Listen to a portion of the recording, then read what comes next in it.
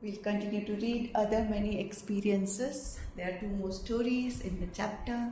We are reading I Am Mohanji Volume 2, Grace Winston and Lighted State. Next story is Monkey Brain. It's been a long time since I have seen or heard from Mohanji. I am having a very strong urge to see Mohanji or hear from him or just feel his presence. Everything in my world seems to have dimmed. One light from Mohanji can brighten up things for me. I checked the event planner on the website. There isn't a visit planned in the near future. There isn't any online program scheduled either, nor is he available in person within reach. There has not been a fresh Facebook update either. There haven't been any live tube appearances for many days. The urge was becoming desperation. I opened Instagram to check for a new post. There isn't any new post either. I scroll and scroll to at least hit an old post for one darshan. Nothing is showing up. In my madness, I scroll and scroll and scroll, thinking I will not stop until I have spotted Mohanji. After a lot of scrolling, one old post on Insta appears, and the voice that came out from the video clip is a Sanskrit shloka chanted by Mohanji. I don't know Sanskrit, but I'm attempting to read out the words to you. Markatasya surapanam madhe vrishachika damshanam tanmadhe bhuta sancharo yadva tadva bhavi shayati. A translation in English would be, a monkey is fickle by nature. Then he gets drunk, consumes alcohol, gets stung by a scorpion, and a ghost enters or possesses him. His fickleness reaches a level beyond imagination. Imagine the state of a monkey who had had alcohol and is bitten by a scorpion and also caught by a devil.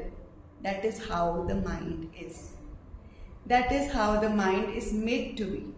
Restlessness is the inherent nature of the mind. Mohanji has also explained, mind is like that, so mind should be restless.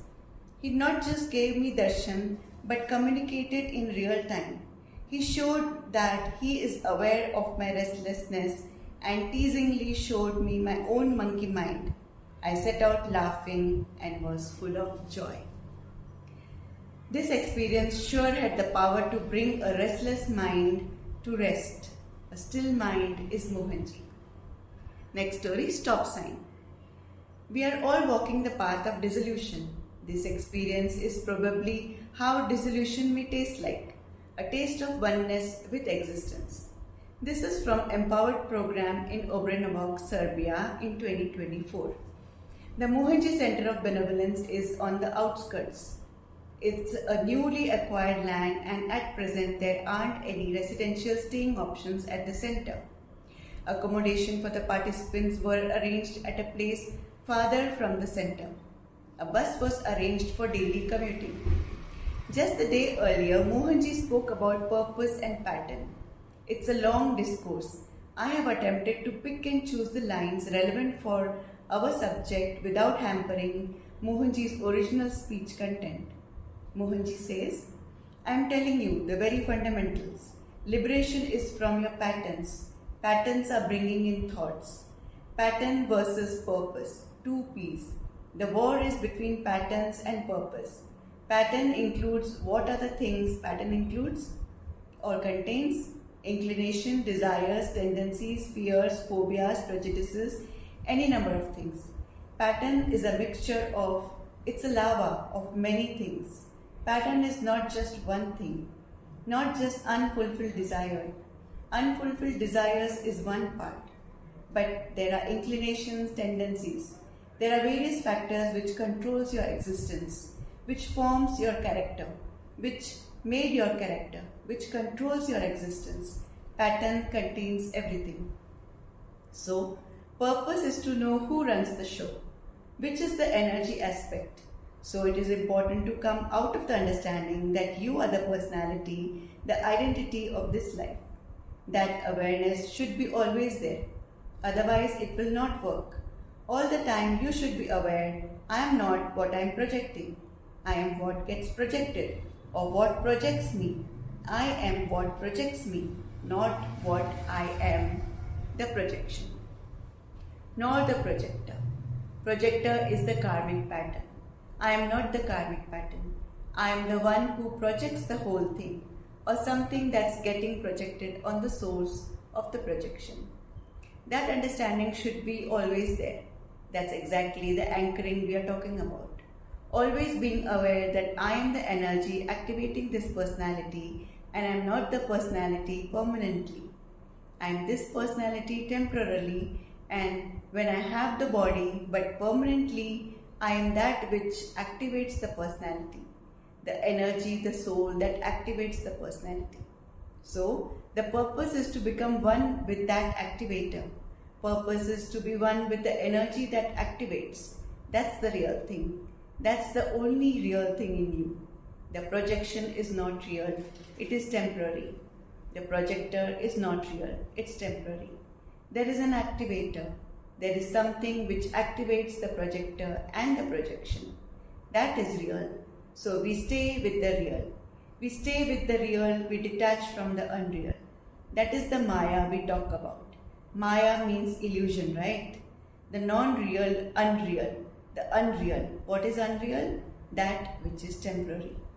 So all your suffering are connected to the unreal. With the real, there is no suffering. When you understand you are the energy and it is existing when you are 1 year old, when you are 100 years old, the same thing, the same way, and through day and night, it's the same. When you identify with that thing, you have no suffering. You don't suffer. So the pursuit is to understand and identify with the real. It's a fight between patterns and purpose. The purpose is to understand the real. But what blocks you? What is preventing you? Patterns. Why patterns prevent you? Why they prevent you? How they prevent you? Habit. Because you're used to it. You're used to your patterns. You're used to your behavioral patterns. You're used to your likes. You're used to your premises, localities. You're used to your relations, character, identity, position in the world. You're used to all this. That is preventing you from knowing the purpose. And where you are going to be more, or what you are energizing more, that will win. That thing will win. If you're energizing the purpose more, that will win. If you're energizing the pattern more, that will win. Simple. Very simple. So the Mohanji's talk ends here with this sentence. I'll continue reading the book now. Riding on the bus one morning, there were thoughts happening in my mind about facing certain realities going back home once the program has finished. The mind not just thinks, but it even starts preparing itself to build a strong positioning over situations. Looking out the window, a huge stop sign captured my attention. It was a big signboard.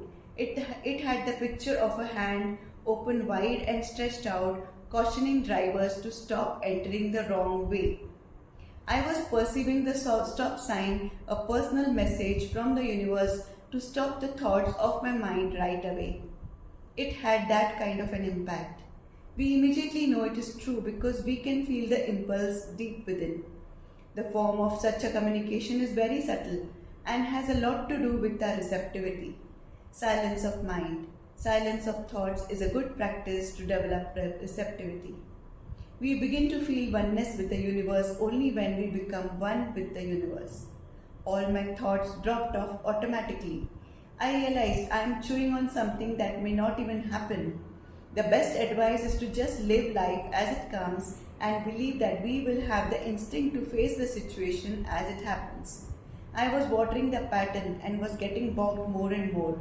After this communication from the universe, I rose back to purpose and reminded myself that consciousness is at work in me and others.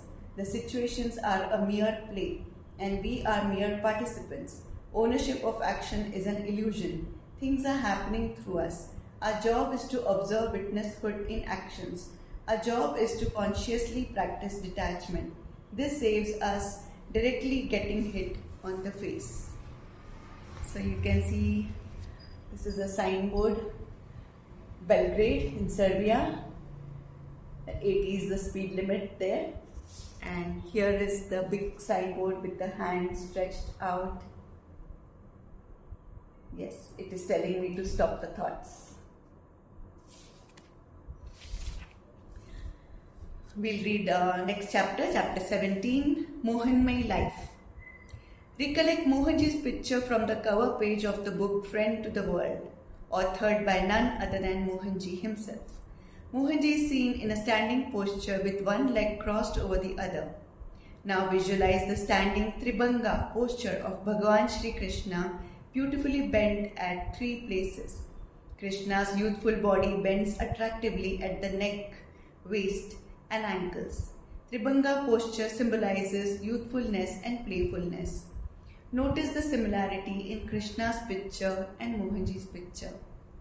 Life brings us only what we are looking for, consciously or subconsciously. If we are looking for happiness, happiness comes to us. Some people only look for problems and then they find them many.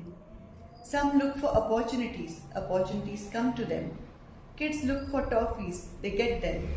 I was raised as a child in a village kind of a setting. There was a game we played with pieces of broken glass bangles. We had a fascination to collect these broken pieces in varied colors. For this purpose, we would walk the narrow streets, staying fully focused on the muddy pathways, looking for pieces of discarded broken bangles to add to our collection. And I must say, we always found them in plenty. Surprisingly, I never found even a tiny piece of any broken bangle past that age of life, simply because I was not looking for it. Mohanji has also said, you will only see what you are looking for. My life completely has become Mohanmay. I am only looking for Mohanji all the time, and interestingly, I am finding him too. In one of the commercial advertisements, there is a display of a cutout of Mahendra Singh Dhoni, who is a former captain of the Indian cricket team. It is a life-size cutout. MS Dhoni is in standing posture with one leg crossed over the other. This posture comes to my awareness all by itself as I pass by a busy street. Yup, you got it right. I found what I was looking for. I found Mohanji. I found Mohanji in the cutout, posing in Tribhanga. Please allow me to repeat a line from the previous chapters. There are millions of sense objects around.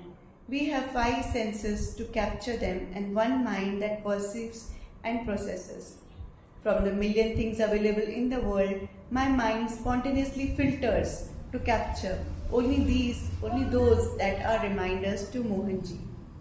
My connection to Mohanji has deeply taken root in me. It feels like Satyuga, which means the golden age, has happened to me. Mohanji related things have started coming to my awareness all by themselves. I belong to Pune and I have been living here ever since. I have walked the streets umpteen times. I have known the people around the area fairly well. Everything is familiar to me, the people, the places or the streets. Now let me tell you about the change. I am noticing that after having deeply connected to Mohanji, the same place, the same people, the same streets are now giving me the effects of Satyuga. When I am walking the same streets, automatically the awareness of my eyes shifts to wherever there is some visible aspect of Mohanji around. Out of the multiple signboards of multiple shops, the awareness of my eyes stops only at such newly come up signboards like Shri Ram Vada Pav or Mohan Tiles or Sai Kripa Stationers. Or for that matter, even very old signboards like Mohan Tailors that have existed in the same place ever since, but surprisingly feels like they have sprouted out of nowhere. It is difficult for me to believe that it always has existed, but I never noticed. The other day I saw Mohan Packers and Movers in our building premises. I promise I am not exaggerating. There is something or the other in the universe that flashes or comes to my awareness that reminds me of Mohanji. The person who happens to be seated next to me will be wearing a rounded precious stone bracelet just like the ones available in the Mohanji accessory items. A person passing by me would magically be having long curls or would be wearing a neatly tied ponytail. Again, all remind us to Mohanji. There are seldom any instances of me noticing any gentleman with long hair prior to my connection to Mohanji. Surprisingly, after the deep bonding with Mohanji, I am finding that there are quite so many men with long hair in the world. Sometimes it is the expression from the people that make me feel that it is Mohanji expressing through them. The people lovingly are smiling at me. They are being extraordinarily kind to me. They are greeting me, waving hands at me, or speaking beautiful words to me for no particular reason. At other times, the people around are heartfully playing devotional songs and chants on their mobile phones that distinctively becomes audible to me. Sometimes it is just the big case letter M or even the small case letter J from Mohanji's name good enough as a total reminder. Mohanji is an infinite presence. He has blessed my life with enough and more experiences that makes me feel he is always around. These are the things to be sensed with inner eyes. There are many things the universe offers. What we see is what we are looking for, or we only see what we are looking for. Our senses and mind will get hooked only on those things that we are looking for. If we are looking for specific sensory pleasures, our awareness brings such things to us. If we are looking for God, we shall see God, we shall sense God. Mohanji has very thoroughly explained about consciousness, the various aspects, and the importance of being connected. He has, through time, allowed numerous experiences to feel consciousness. My life at this point in time has become Mohanmay, meaning filled with the essence called Mohanji. Thank you. Stay blessed, stay happy. Join me for the next episode, probably which is going to be the last one. So do not miss the last episode. We'll catch up soon. Thank you.